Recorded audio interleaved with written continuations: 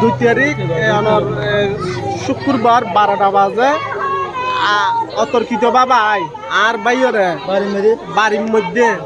মানে এন্দি lower rod চুরি সাবাটি লইয়ে না মাথা সাহেব মারি আর